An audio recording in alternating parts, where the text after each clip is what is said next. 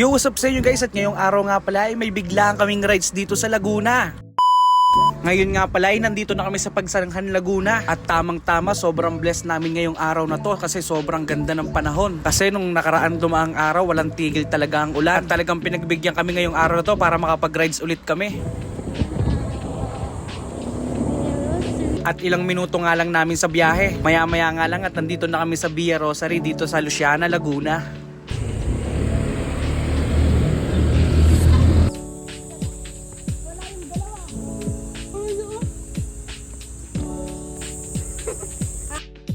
Meron nga din pala dito mga nagtitinda ng bibingka at free buko juice pa. At sobrang masasarap pala yung bibingka dito sa Luciana, Laguna.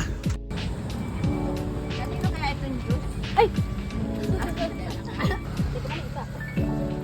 Tingin.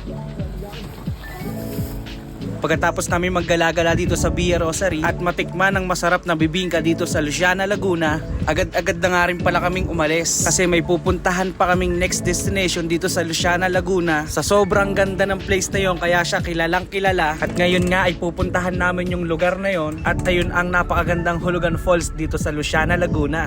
Kita-kits sa part 2. Peace!